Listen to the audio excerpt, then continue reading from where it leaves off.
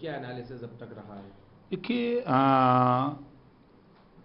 पहला तो हम लोगों ने तय किया है कि विधानसभावार समीक्षा करा करके वहाँ से जो रिपोर्ट आ रही है कि क्या कमी रही है, तो उसको हम लोग मिल करके उस कमी को दूर करने का प्रयास करें।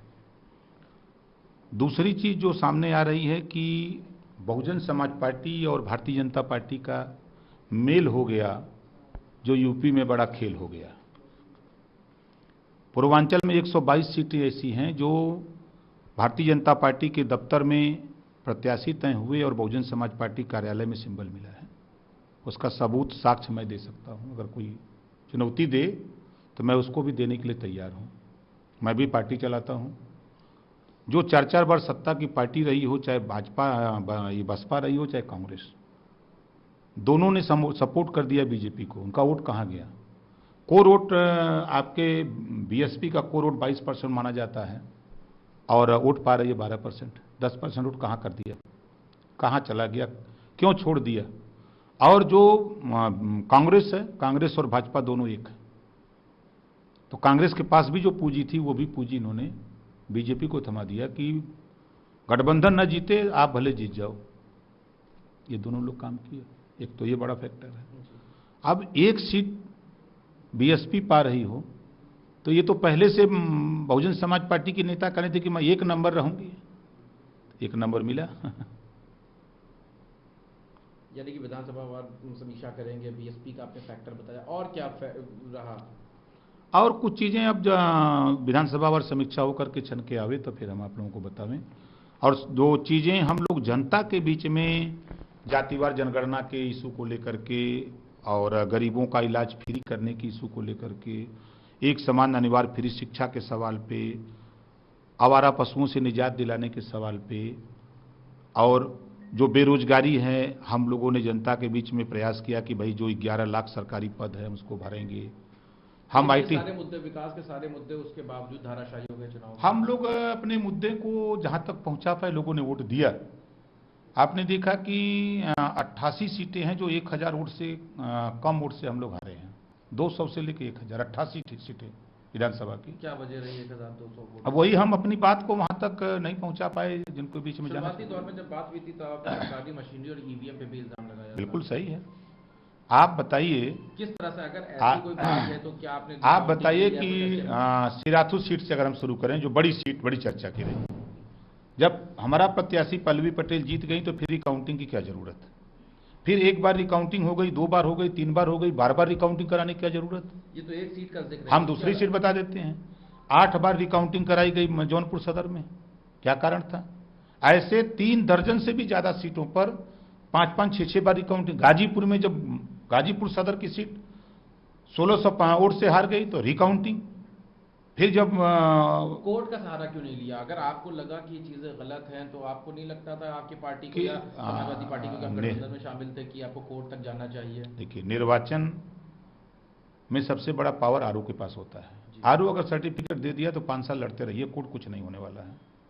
तो हम लोग आरओ के यहाँ, प्रेक्षक यहाँ लड़ते रहे अंतिम क्षण तक कि यहाँ हमको, यहीं से हमको न्याय मिलना है सबसे पहले। अगर यहाँ से नहीं मिलेगा तब कोर्ट की बात आती है। लेकिन कोर्ट की ईवीएम की बातें तो ये 8 तारीख को प्रेस कॉन्फ्रेंस हुई थी और नतीजों से पहले, जिसमें ये कहा गया था, उसमें भी सवाल यही पूछा गया था कि कोर्ट क्यों नहीं मूव किया गया, और आज 14 तारीख हो गई, अब तक कोर्ट में एक तो एप्लीकेशन भी नहीं हुई। आप तो लोग कह रहे हैं कि बीजेपी का खास करके कहना है कि ये जो बहानेबाजी हो रही है खाली आप लोगों की तरफ से, नहीं, सत्यता नहीं। देखिए, सत्यता होती तो कोई सबूत अब होता। बीजेपी के लोग अपना काम देख लें या दूसरे का न देखें। मैं साथ रहा हूं सामाजिक न्याय समिति की रिपोर्ट लागू करने के लिए। गृह मंत्री जी ने कहा था, मुख्यमंत्री ने कहा था, लागू हुई? अगर उनसे पूछा जाए कि भाई सामाजिक न्याय समिति की रिपोर्ट में इसमें क्या झूठ बोल रहा है, कोई विधानसभा की कार्रवाई निकलवा के देख लें। मुख्यमंत्री जी ने 1 बार नहीं 2-2 बार कहा। गृह मंत्री जी 2-2 बार पंचायत किए लखनऊ में, ओम प्रकाश राजभर मुख्यमंत्री के बीच में। ये तो किसी छुपा नहीं है। और वादा उन्होंने किया था हमसे जातिवार जनगणना का। हमसे वादा किया था उन्होंने कि घरेलू बिजली का बिल माफ करने का वादा किया था, एक समान अनिवार्य फ्री शिक्षा का। बीजेपी की बात होती है, ये बातें आपने भी रखी थी। आपने तो ये तक कहा था कि बाइक पे ट्रिपलिंग तक फ्री होगी, उसके बावजूद भी वोट नहीं मिला। मैं आज भी कह रहा हूं, आज भी आपके सामने कह रहा हूं कि जब 72 सीट ट्रेन के एक कोच में होती है, उसमें 300-400 लोग जा सकते हैं, उसकी चालान क्यों नहीं? 50 सीटर बस है, उसमें 150 लोग जा रहे हैं, 125 लोग जा रहे हैं, 100 लोग जा रहे हैं, 50 वाले में 100 लोग जा रहे हैं, 60 सीटर है उसमें 125 लोग जा रहे हैं, उसकी चालान क्यों नहीं होती है? 9 सवारी पर जीप पास होती है, उस पर क्यों नहीं? जब पुलिस के लोग 2 लोग जाते हैं किसी को पकड़ने के लिए, पकड़ लेते हैं तो 3 वो लेके आते हैं, तो उनकी चालान नहीं? तो फिर 3 सवारी पर अगर कोई गरीब लेके जा रहा है, उसके पास 4 व्हीलर नहीं है, क्या उसकी मजबूरी है लेके जा रहा है, तो उसकी चालान क्यों? आज भी मैं कह रहा हूं, या तो चालान हो तो सबकी हो, ना हो तो इनकी भी फ्री हो। लेकिन वोट तो इस पे भी नहीं मिल पाया। मत मिले, हम ये वोट के लिए, तो हम तो ये लड़ाई लड़ रहे हैं, हम वोट के लिए थोड़ा लड़ते हैं। लेकिन सरकार बनाने के लिए लड़ रहे हैं कि सरकार होती तब ये चीजें होती, अब तो सरकार भाई नहीं बन पाई। जो संविधान में व्यवस्था, हम ये काम तभी कर सकते हैं जब सरकार में आएंगे। एक और सवाल है, 10 तारीख को जो नतीजा आया, नतीजा साफ हो गया, उससे पहले ही क्या आपको लगने लगा था कि गठबंधन जो है वो सरकार नहीं बना पाएगा? देखिए, जब वोटिंग होती है तो आभास होने लगता है क्या होने जा रहा है। बिल्कुल। तो पहले चरण के वोटिंग में जो 58 सीटों का चुनाव हुआ, तो जिस इलाके में किसान आंदोलन का असर था वहां तो हम जीत रहे थे, वहां से मैसेज आ रहे थे। लेकिन जिन इलाकों में हम किसान आंदोलन का असर नहीं था, वहां हम कमजोर, ये मैसेज आने लगा, तो मुझे आभास हो गया था। इसी बात को मैंने कहा है। तो अब आभास हुआ, तो अब हम लोग चुनाव मैदान में हैं, तो घूम के जनता से थोड़ा कहेंगे कि हम चुनाव हार रहे हैं। कोई चुनाव लड़ने वाला भले वो 200 वोट पावे एमएलए का, लेकिन वो जब तक काउंटिंग नहीं हो जाती है तब तक वो कहता है कि हम जीत रहे हैं।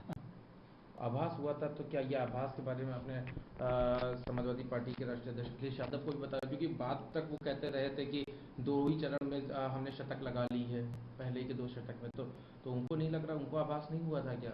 सबको मालूम होता है, राजनीति में अगर ये बात हम अपने वोटर के बीच में कहें कि हम नहीं जीतेंगे, तो जो वोटवा देने को भी होगा वो नहीं देगा।